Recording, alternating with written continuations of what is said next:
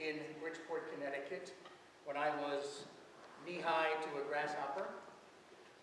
At Easter time, when my sister and all my cousins and all my friends were getting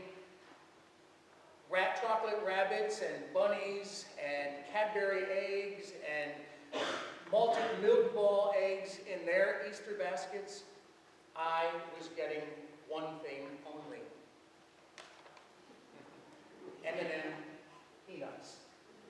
And the reason is clear why I got just these. These were my favorite candy. I loved all the colors. I loved that inside was my all-time favorite thing, a chocolate-covered peanut. Fantastic.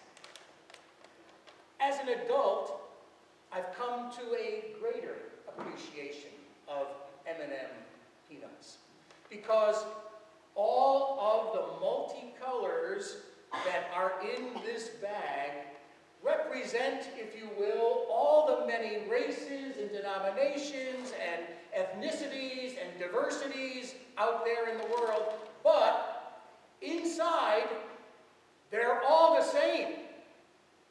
They're all the same. Amazing.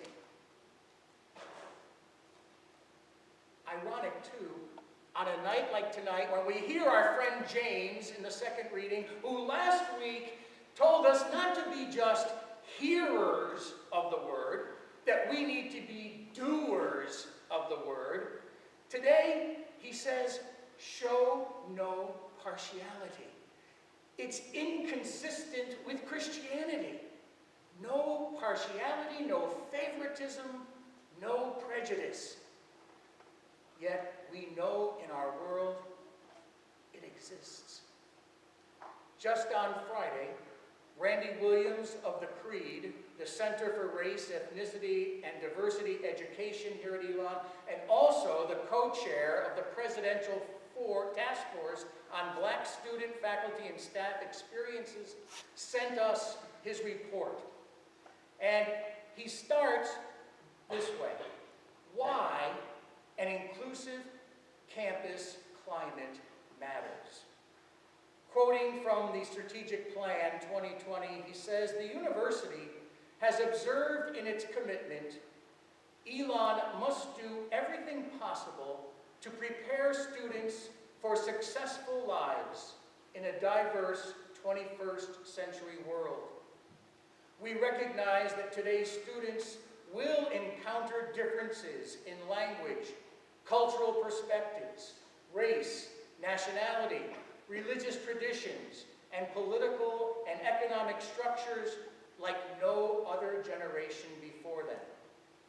As part of our core values, we state diversity and global engagement as at Elon is about academic excellence. We want to provide students with an education that prepares them for an increasingly interlinked world. That's why we strive for an intellectually diverse environment with diversity of thought, diversity of history, diversity of perspectives, and diversity of background.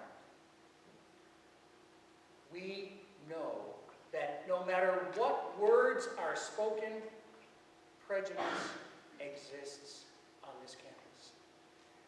And the irony is, it's not hardwired into our DNA.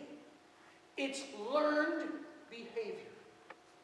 Learned behavior. In the gospel today, Jesus heals a deaf mute. This deaf mute wasn't a Jew. He was a foreigner. The beginning offers the geography.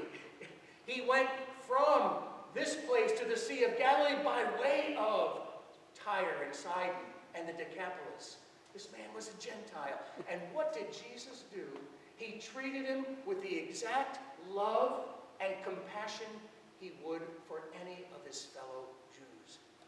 My brothers and sisters, to illustrate the insidiousness and pervasiveness of prejudice, former Bishop of Sydney, Australia, John Reed, recounts the following story. He says, a school bus that carried both whites and Aborigines had been plagued with fighting. Determined to improve the situation, the bus driver devised a plan. One day when they were deep in the outback, he stopped the bus and said to one of the boys, "What color are you?" The boy replied, "White." The bus driver said, "No, you are green.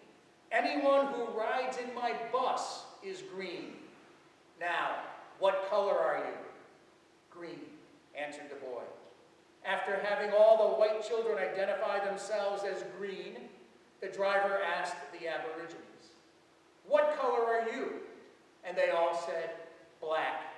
"No," said the driver, "you are green. Anyone who rides in my bus is green." So all the Aborigines answered that they were green. After they had ridden several miles down the road, the driver heard a small voice from the back of the bus. "All right, everybody, light green on this side, dark green on the other side." Learned behavior. Once learned, not easy to undo. We see it prevalent in our news every time we read it or turn it on the television. Maybe you're familiar with the passage from Thomas Merton in his book Conjectures of a Guilty Bystander. He describes a revelation he had one day while standing on the corner of 4th and Walnut in Louisville in 1958. Among complete strangers in the middle of a shopping district on a very ordinary day, Thomas Merton had the sense that his eyes, ears, and tongue were suddenly attached to a bigger soul.